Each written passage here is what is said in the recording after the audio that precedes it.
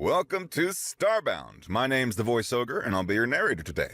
Nearly 500 supporters get early access to our stories, including brand new stories of Sunspire Academy, which I happen to do, and Freyrin and Rimiki.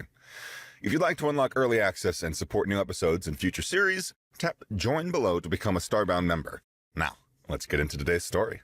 A screaming starts during breakfast count. It filters through the ventilation grates like a violation of natural law. Not the sharp, clean sounds of battlefield injury I know too well, but something wet and prolonged. Something that requires patience, a steady rhythm. My arm trembles, grey protein paste spilling from the shallow metal bowl under the cell floor. The tremor isn't fear, it's recognition. 3 months in this detention center, carved from the guts of an old mining asteroid, and I've catalogued its symphony of misery. The click-scrape of Gorvani laughter that sounds like breaking bones. The dull percussion of beatings filtered through concrete. The tinny whine of propaganda broadcasts that promise our species extinction. But this sound, this carries the specific pitch of deliberate, systematic harm. The kind I've only heard in the worst field hospitals. When we run out of morphine and have to deride burns with nothing but speed and whispered apologies. Someone, somewhere above me, is being vivisected while conscious. Guard Sergeant Vaux notices my reaction. His forearms move in that dismissive pattern their kind favor. Low pair folded in contempt, while the upper wave like broken wings of something that shouldn't fly. His eyes glitter with amusement, each lens reflecting my face from a different angle. The soft healer shakes at mere sound. His clicking laugh sounds like chitin plates in a bone mill. This is why your species loses ground daily. Too much feeling, not enough surviving. I don't respond. I've learned the economics of silence here. How words become weapons they forge into new humiliations. But inside, something cold uncurls between my ribs, spreading along the intercostal muscles like liquid nitrogen. I know that particular quality of agony intimately.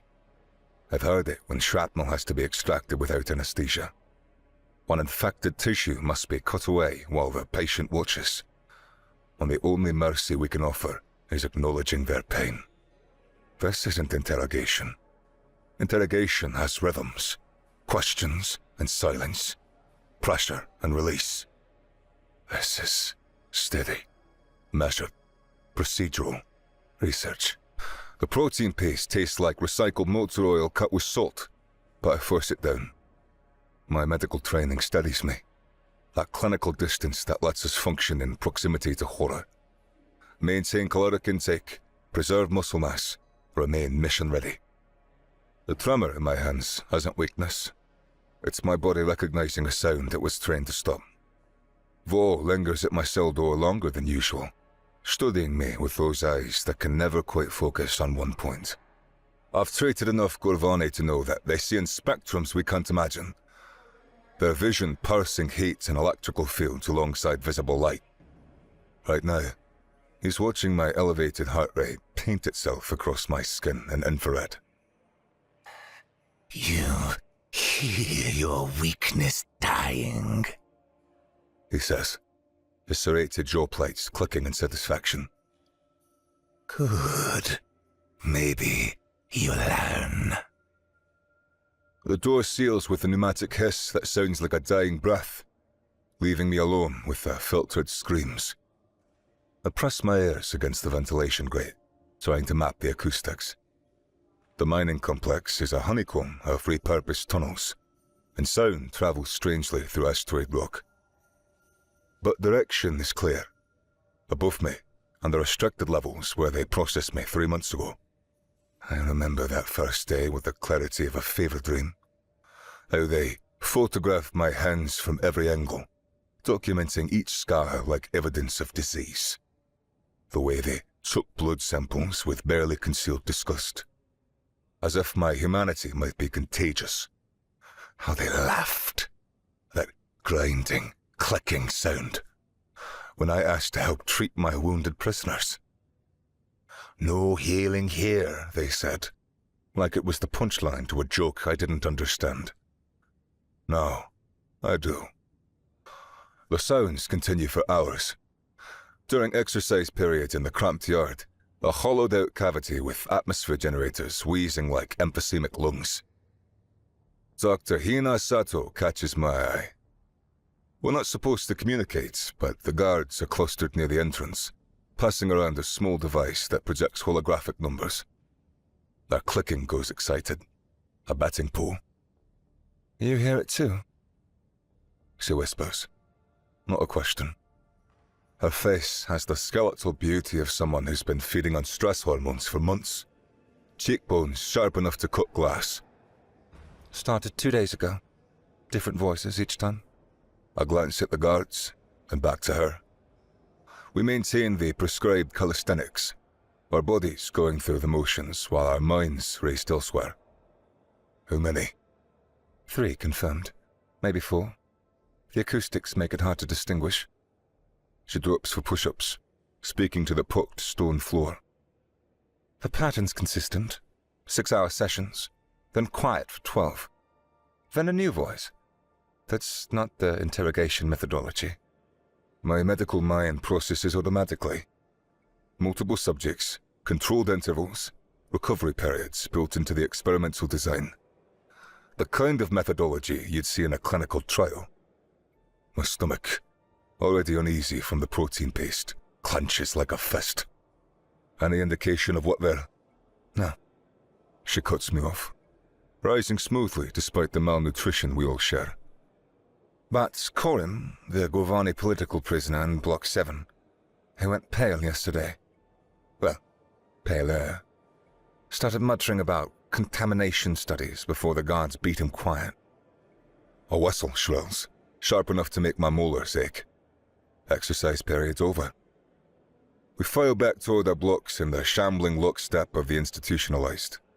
But Heine manages to brush past me in the narrow corridor. Whatever it is, she breathes, her words barely louder than the air recyclers. It's got the guards excited. They kept using a word I don't recognize.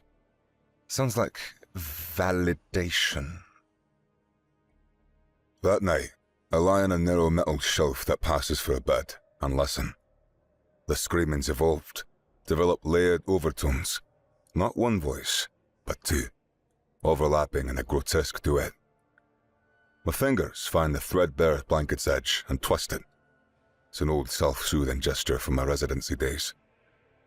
From the first time that I lost a patient and I couldn't sleep for days, seeing their face in every reflective surface. The clinical part of my brain refuses to power down. It catalogues. The patch suggests Corvani vocal cords, which vibrate in different ranges than human ones. The rhythm of distress follows their respiratory pattern. They breathe in triplets. Knots are binary in, out. Their thoracic cavity designed for the thin atmosphere of their homeworld. Whatever's happening up there, it's happening to them. Their own kind. So why would they torture their own? The question follows me into a fitful sleep, where I dream of operating theatres with observation galleries full of clucking laughter, and patients who beg for mercy in languages I'm forgetting how to speak. The intercom crackled to life during morning count, cutting through the routine like a scalpel. Usually it's just numbers, confirmations that all the prisoners are still breathing, still contained, still available for whatever comes next. But today, Guard Commander Vic Toll's voice slathered through the speakers like a coolant leaking over hot metal. Prisoner Ashib Benjamin, serial designation 4482.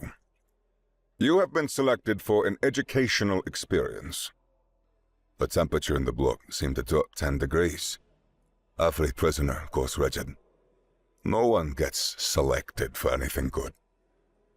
And through the bars, I see Heine 4 cells down. Her expression is carved from stone, but her knuckles are white where she grips the metal. The tactical unit that arrives is obscene overkill for one malnourished doctor. 6 guards in full combat armor that hums with badly contained energy. Weapons that look like they could punch through a ship's hull. Theta, I recognize. They want me afraid. Want the other prisoners to see me being taken. One of them, distinguishable only by the sergeant's chevrons on his chestplate, gestures with a shock baton that sparks with eager malice. Walk. I walk. They guide me through the sections of the complex I've never seen, and each transition tells a story.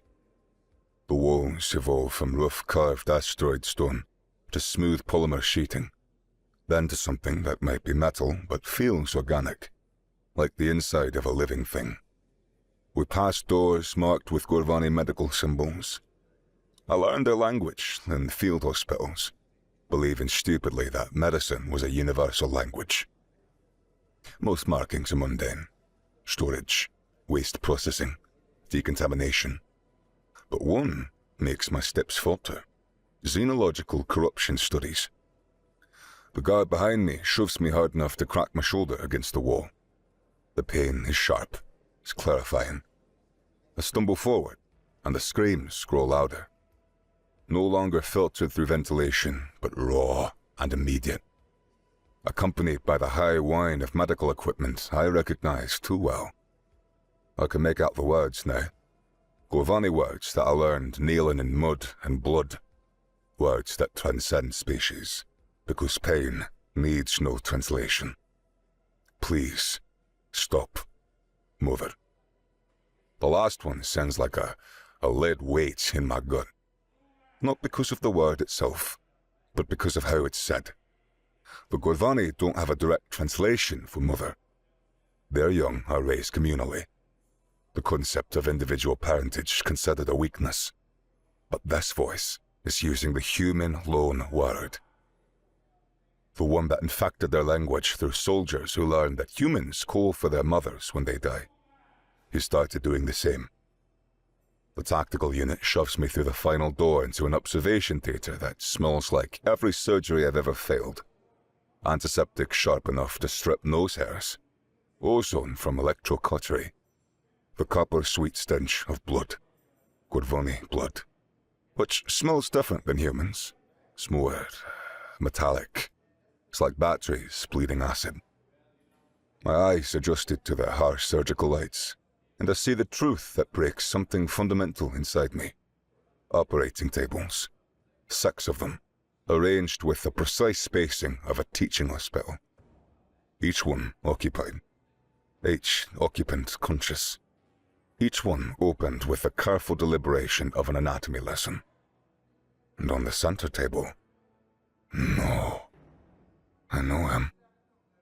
The missing lower left arm, severed by a plasma burn 4 months ago. The stub still wrapped in biomesh bandaging then, I applied by flare light while enemy fire turned the air to static. I remember the weight of him as I dragged him from the burning APC. The way that he'd gripped my hand with 2 of his remaining 3 when the pain threatened to drive him mad. How he chattered through clenched jaw plates as I debrided dead tissue, saving what I could. Chef, that was his name. Young for a soldier, barely past their species' second molting. His captain wanted to leave him. Resources were scarce, and triage is a cold equation. But I'd seen something in those eyes. Not just pain, but trust. The kind that transcends species when you're dying and someone's trying to help. Now those same eyes find mine through the observation glass. Recognition flares in every lens, followed by something worse than pain. Shame. As if being seen like this by the hero who saved him is the final indignity. Your patience. Vector's voice oozes through hidden speakers, rich with the satisfaction of a point proven. He's not in the room. Too important to risk contamination, probably. Is watching from some sterile command center. We're learning so much from them. How human healing corrupts Gorvani biology. How your weakness infects our strength. On the screen surrounding the theater, data scrolls in nauseating detail. Tissue samples magnified to show cellular changes. Synaptic activity scans revealing altered neural pathways. Chemical analysis of pheromone production showing stress markers I've never seen in Gorvani physiology. Terms that I recognize from the xenobiology journals, twisted into some language of pathology. They trusted you. Vectol continues, his tone shifting to that of a lecturer addressing slow students. Let you touch them with your alien hands. Accepted your crude treatments.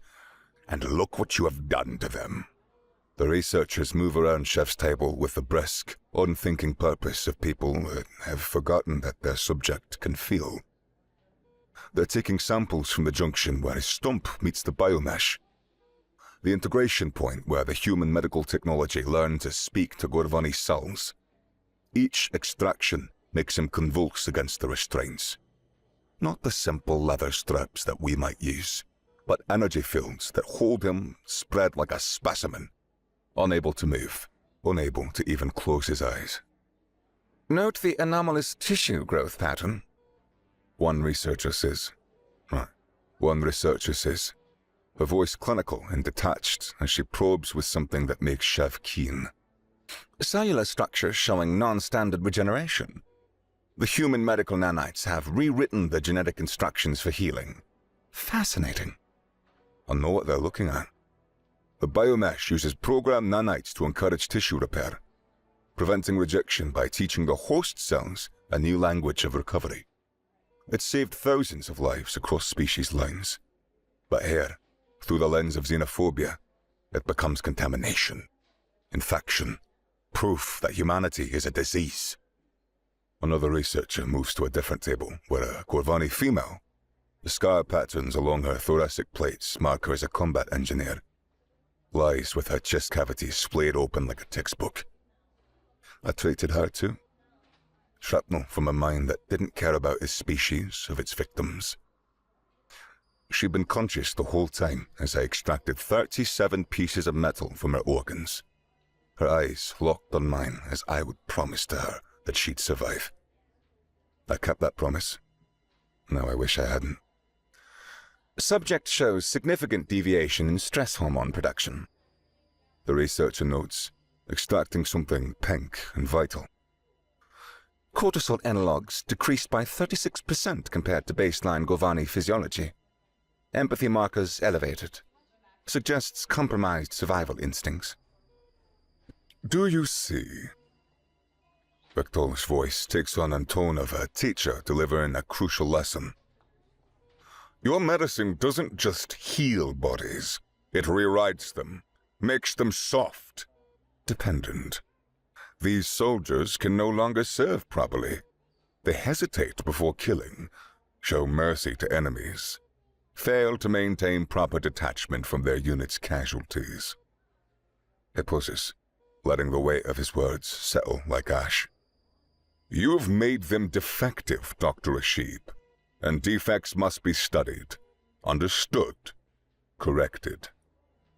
On the furthest table from me, a young Gorvani, barely out of training by the smoothness of his chitin, whimpers as they map his neural pathways. I remember him too. Gut wound from a friendly fire incident. His own unit had shot him by mistake and left him to die rather than waste resources on damaged goods.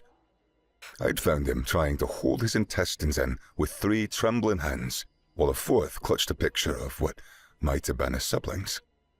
The cold thing that uncurled in my chest this morning fills every space between my cells. Not rage. Rage is too hot, too quick, too stupid. This is older, more patient. The thing that let our ancestors survive. That turns healers into killers when the wounded are threatened. It has no name, because naming it would make it smaller than it is. Take him back. Vectol orders, satisfaction dripping from every syllable. Let him think about what his compassion has cost them. The tactical unit moves to grab me, but they're casual now, convinced the show's over. The lesson learned. They don't recognize what's happening in my nervous system. Can't see how 30 years of first do no harm just compressed into a singularity of purpose. They don't understand the danger in a healer whose patients are being tortured for the crime of accepting help. The first guard reaches for my arm, and I let him pull me close enough to smell the machine oil in his armor joints, close enough to see where the neck plating meets the shoulder. That vulnerable gap that every Gorvani has. Close enough to apply 30 years of anatomical knowledge in reverse. My thumb drives into the nerve cluster. The motion is exact. A vector of force learned in anatomy labs, not sparring rings. Not to heal, to harm. To shut down motor function in the most economical way possible. It drops like his strings were cut. His nervous system misfiring in patterns that I could diagram on a whiteboard. The second guard's punch catches me in the ribs. Something cracks, hot and sharp. Definitive as a snapped pencil. But pain is just information now, and it tells me that he's close enough. My fingers find his secondary breathing valve, the one they use for high exertion situations. I tear it apart. He goes down choking on his own evolutionary advantages. The third guard gets his hands on me, all four of them, upper pair going for my throat, while the lower try to control my arms. But I know their leverage points. Know that the middle elbow joint bends both ways if you apply pressure at the correct angle. The wet pop when it dislocates is followed by a scream that harmonizes with the ones from the tables. And by the time the fourth guard draws his weapon, they've got the second guard's shock baton. The doctor who took an oath is gone. What's left is an animal defending its pack. The observation door is magnetically sealed, but everything in this converted mining complex is old tech held together by desperate maintenance and prayers to gods who don't care.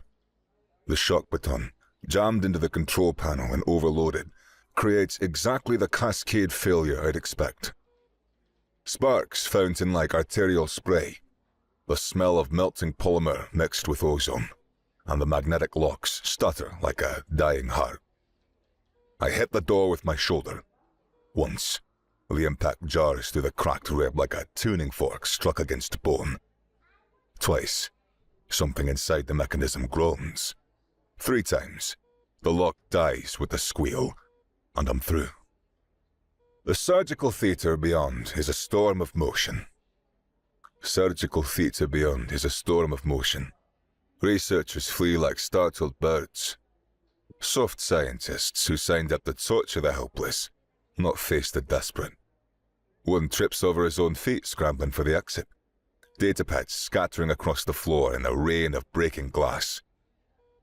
Another cowers behind a supply cabinet, eyes wide behind protective goggles that won't protect him from anything that matters.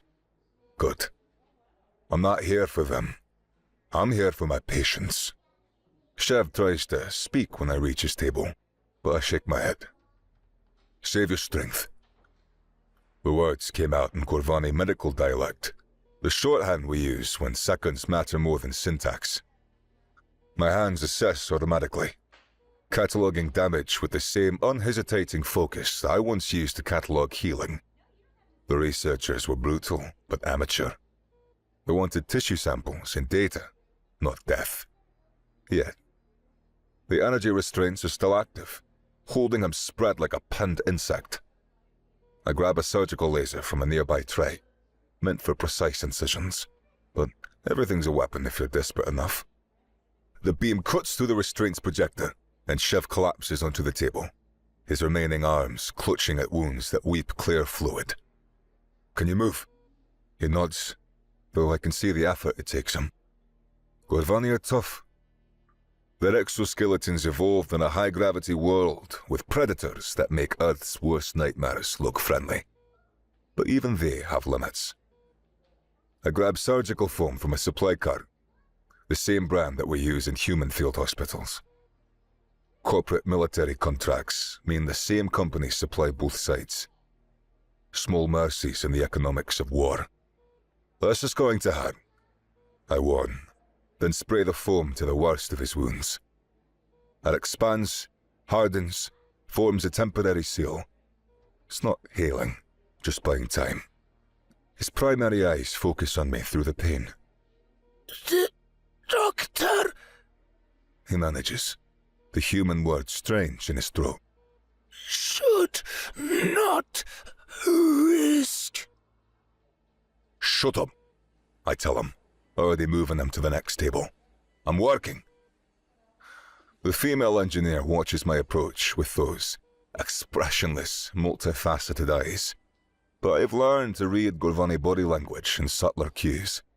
The way her breathing hitches, the micro tremor in her secondary arms. She's terrified, but not of me. Of hope. The restraints holding her are newer, more sophisticated.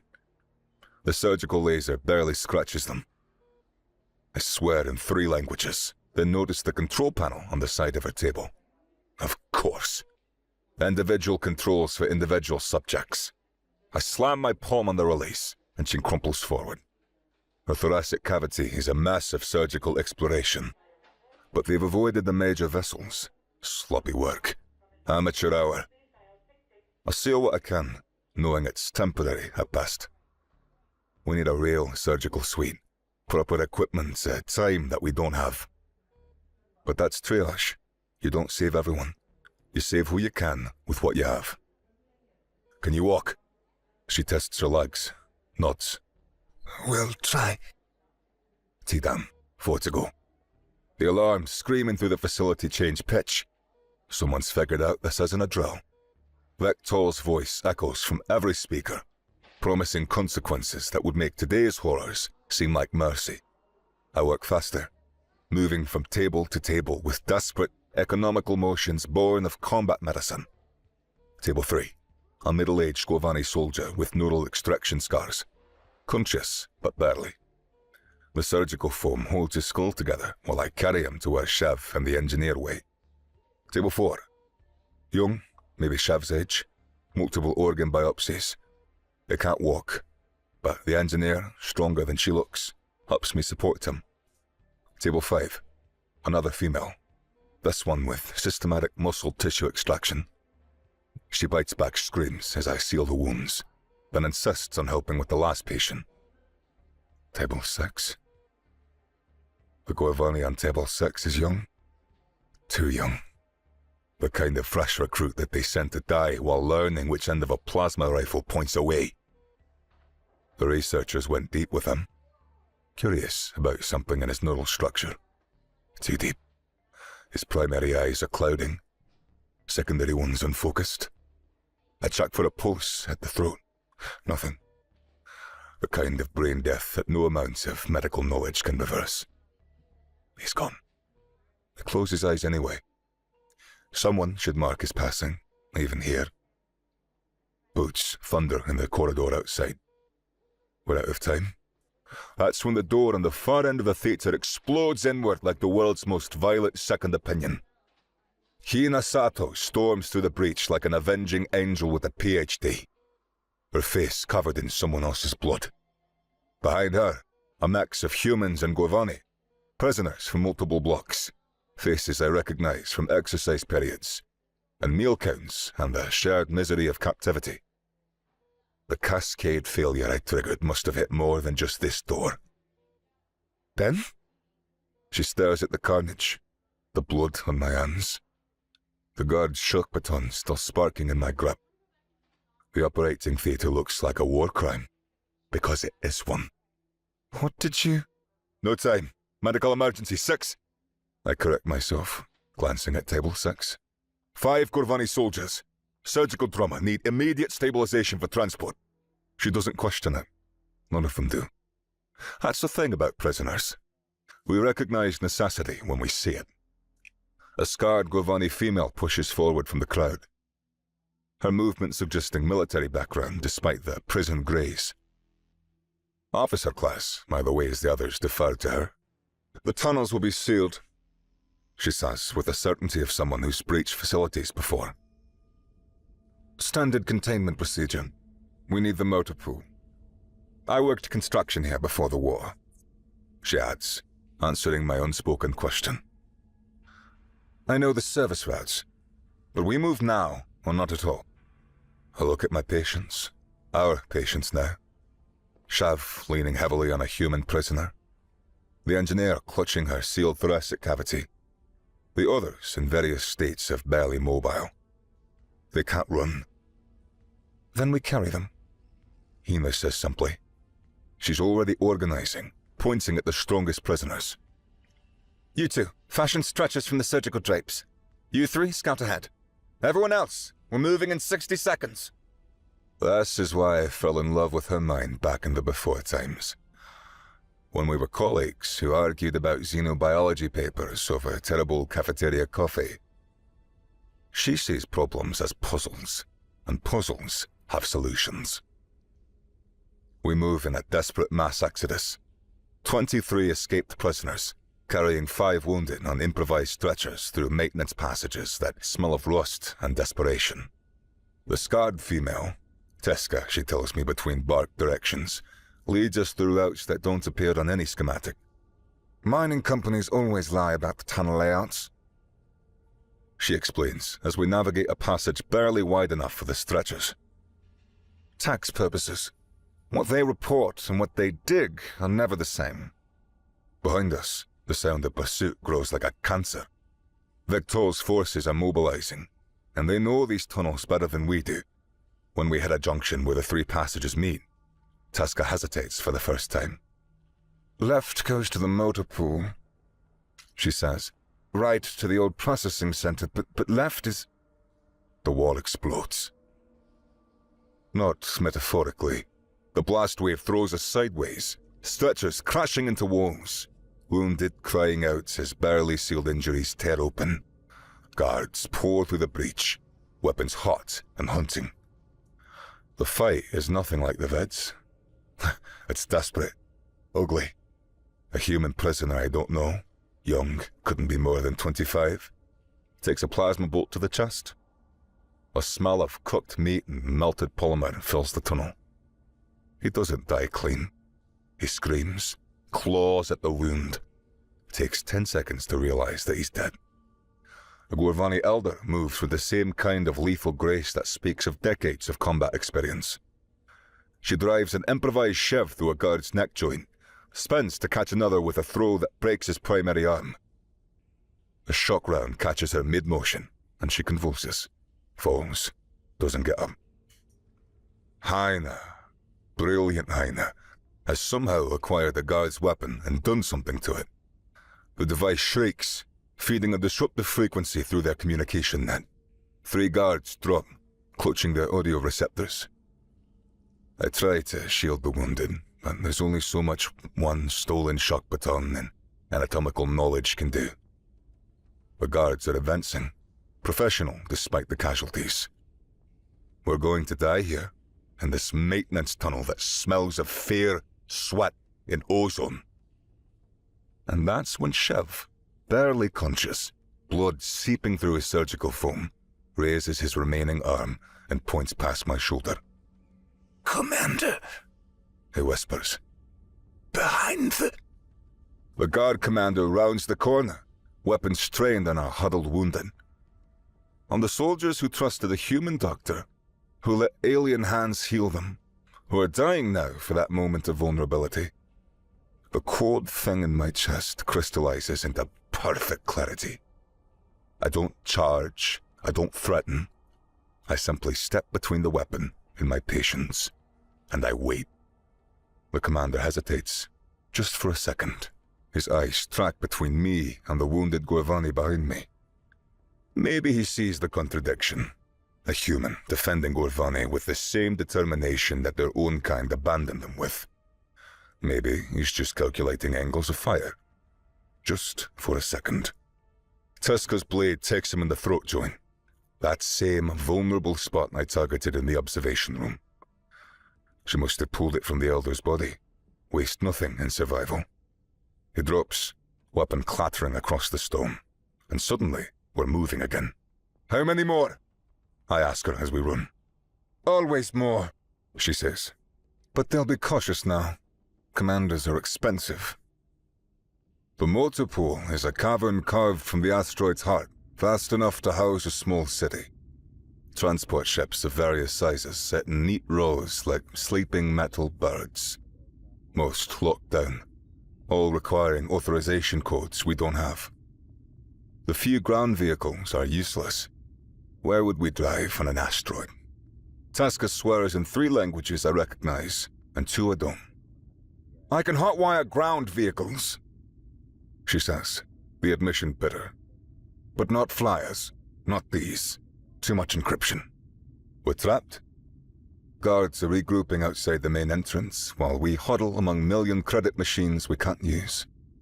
One of the human prisoners, a man with a soft look of an academic, starts to laugh. It's sharp and hysterical. The sound of someone who's reached their limit.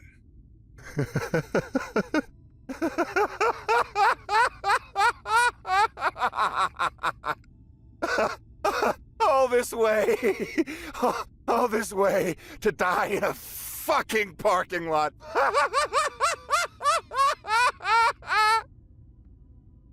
That's when one of the wounded Gorvani, the one with the organ biopsies, barely conscious and leaking surgical foam, lifts a trembling arm. It chitters something too soft to understand. Chev, despite his own pain, leans close to translate. His cousin, Chev manages. night shift pilot, loading bay 3, owes him for... He doesn't finish, but we don't need details. Family debts are universal. What we felt wasn't hope. That word was too clean for this moment. That was the grim recognition of the next necessary action, the next step into triage. 3 of us sprint across the motor pool, while the others fortify our position behind the cargo holder. Loading bay 3 is smaller, older, a maintenance annex that smells of hydraulic fluid and abandoned shifts. We find the pilot hiding in a supply closet, young by Gorvani standards. His chitin still showing the iridescent sheen of a recent molting. When he sees me, blood-covered human with a weapon, he starts to keen. It's a high, desperate sound that makes every hair on my body stand up.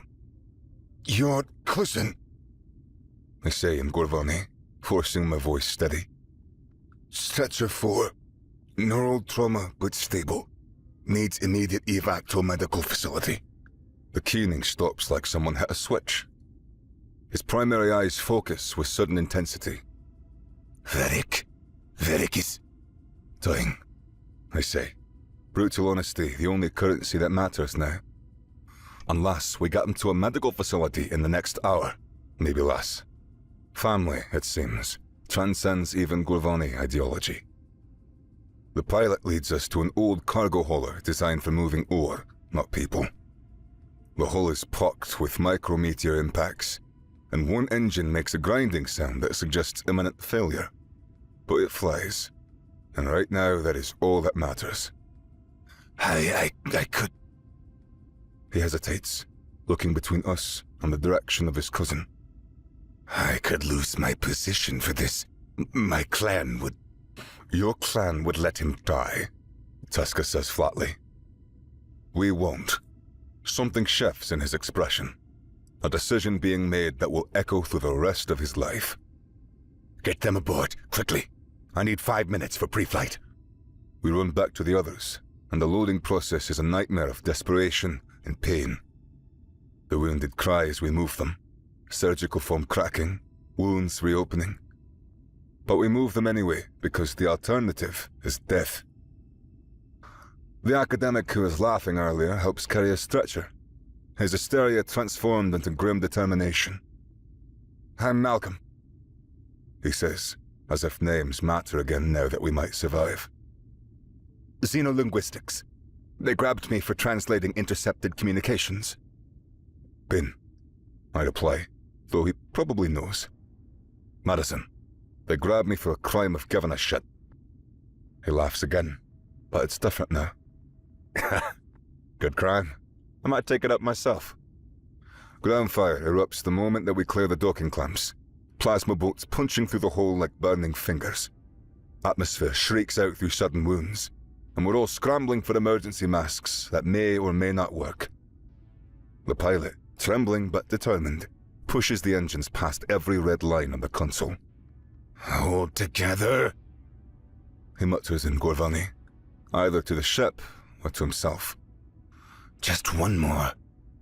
In the cargo hold, I work with Haina and the two Gorvani who claim medical training. The space is a nightmare. No sterile food, proper tools, just determination and whatever supplies we grab during our escape. One of the Gorvani soldiers, not one I recognize, must have been from Victor's experiments before I arrived, goes into arrest. We work on him for 20 minutes. Manual cardiac massage on their 3-chambered heart. But he's gone. Too much organ damage.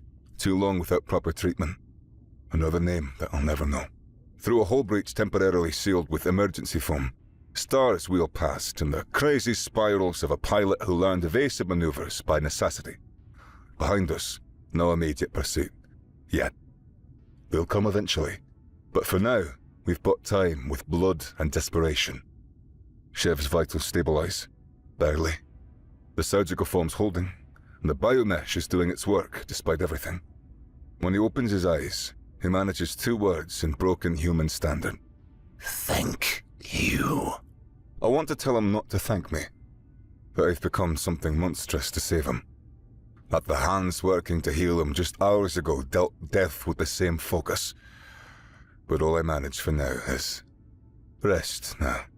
He closes his eyes, trusting. Even after everything, trusting the human who should be his enemy. Varric, the pilot's cousin, is touch and go.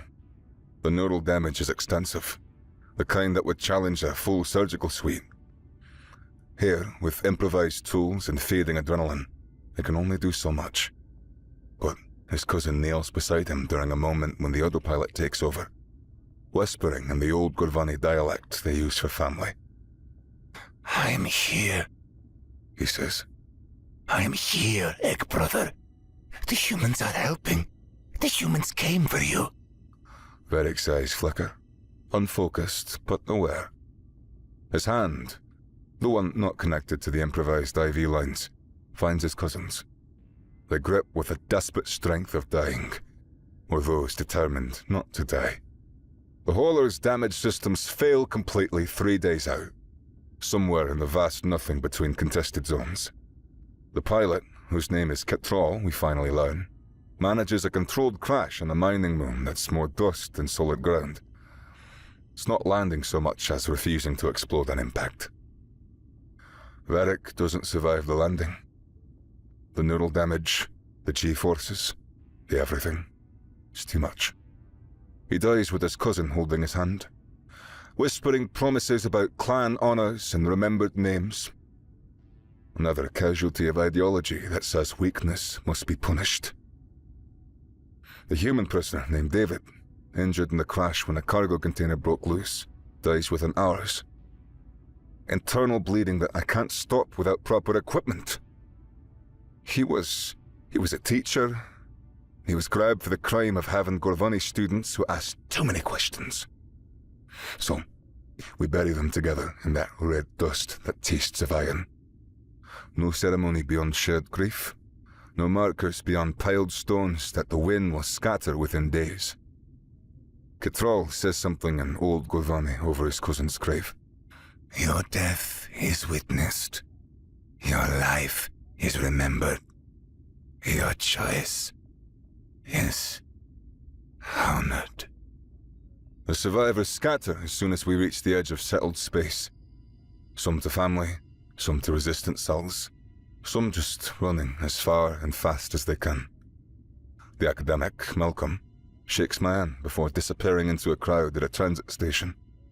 Good crime, he says again. Giving a shit? I think I'll keep at it. But 7 stay. Haina, Shev, 3 other Gorvani soldiers I saved. Mekar, Velas, and the female engineer whose name is Yarrick. 2 humans who've decided our testimony matters more than anonymity. Rosa, who's a pilot before they grabbed her, and Jen, whose crime was writing poetry that suggested Gorvani might have souls. We reach a human outpost after 3 days of walking through abandoned mining settlements. Our group looks like a war crime, bloodied, broken. Species mixed in defiance of every propaganda poster. The checkpoint guards don't know whether to arrest us or call medics. "Medical emergency!" I say, the words automatic even through exhaustion. "Multiple casualties requiring immediate treatment." They call the medics. The debriefing takes weeks.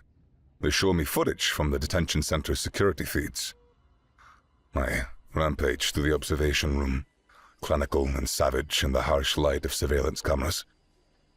I don't recognize the man on the screen, but I know him intimately. "You killed 4 guards," the intelligence officer says.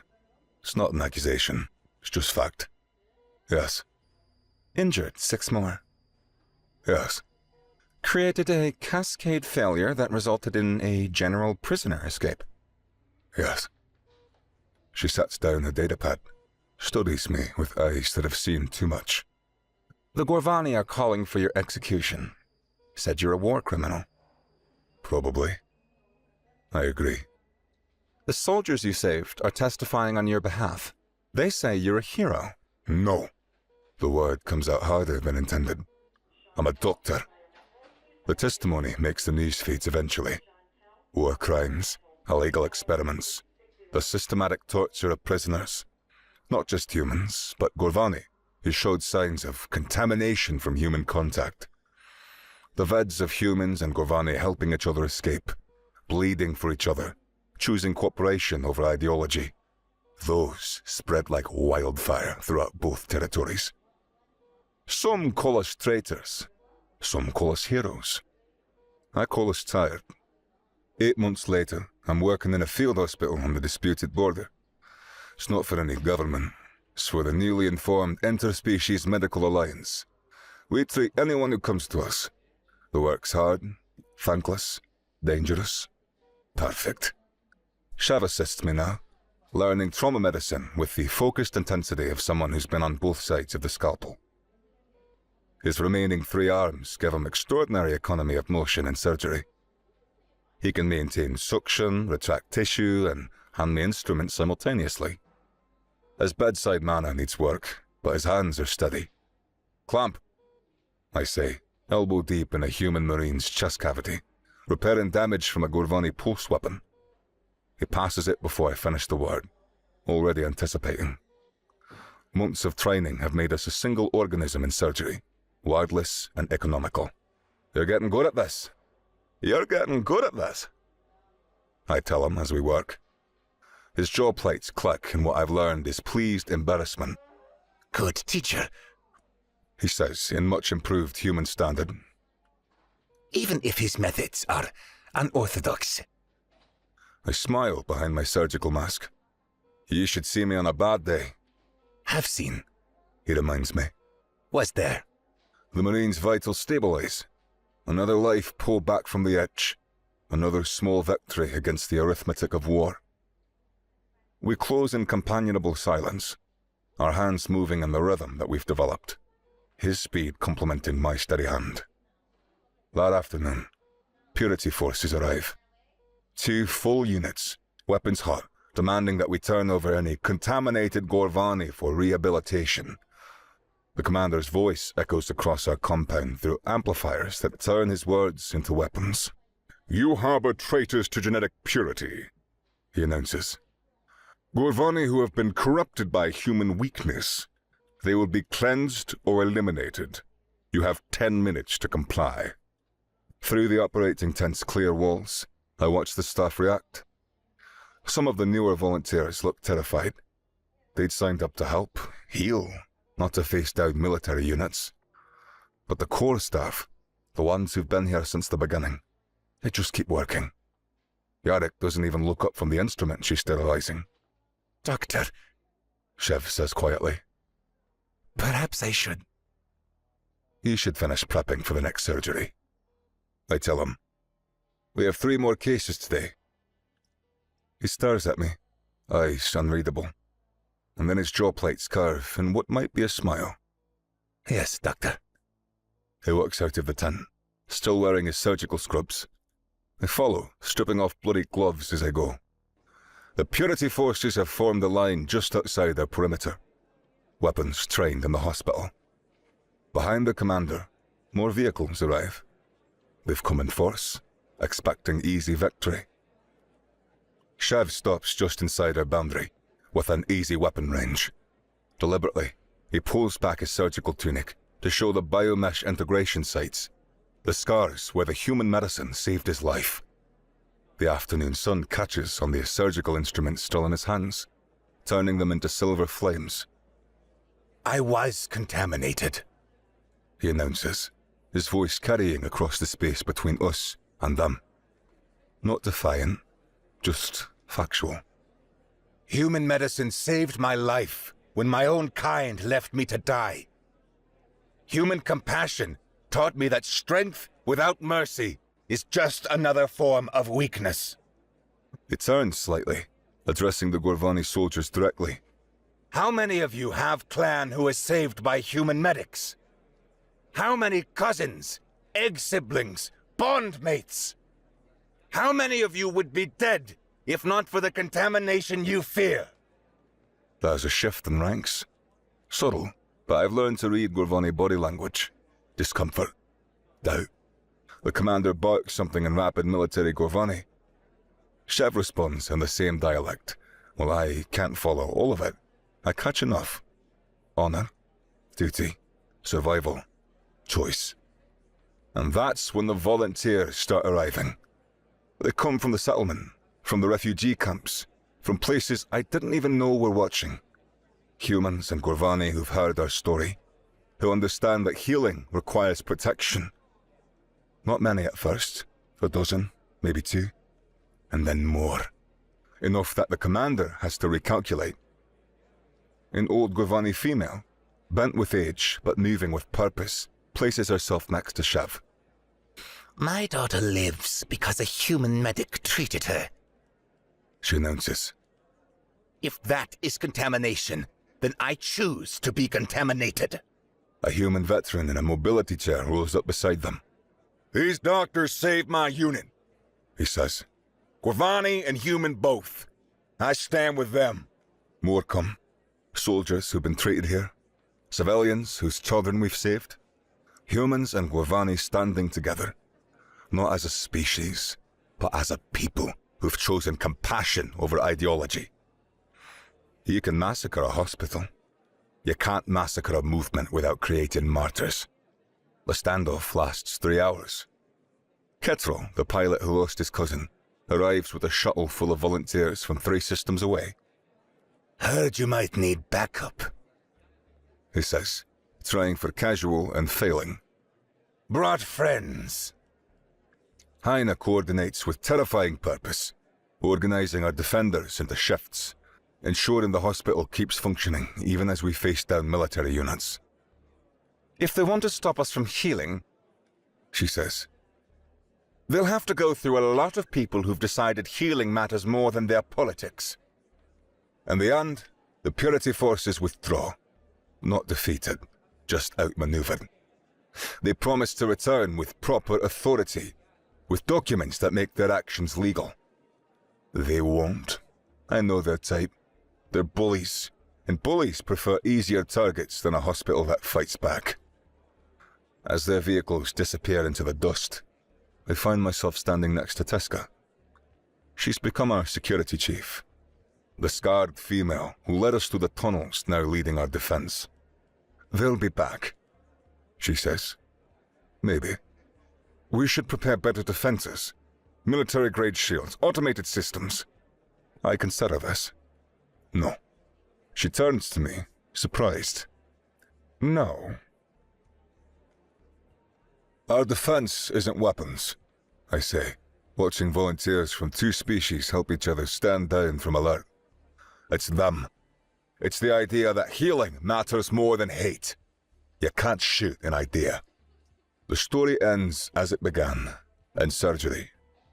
A young Gorvani soldier, barely Chev's age when I first treated him, lies on my table with shrapnel embedded in his chest cavity. His clan elder waits outside. She walked him here herself, defying every tradition that says the wounded must prove their strength alone or die trying. The surgery takes 4 hours. Each piece of shrapnel has to be tracked, extracted, the damage repaired. That's delicate work. One wrong move and he bleeds out faster than we can compensate. But my hands are steady.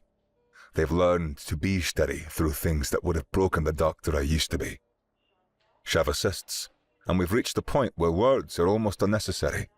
He anticipates my needs, maintains the surgical field, monitors vitals with one eye while watching my technique with another. When we finally close, when the monitors show stable vitals and the beginning of recovery, it clicks his jaw plates in satisfaction. Good save, he says.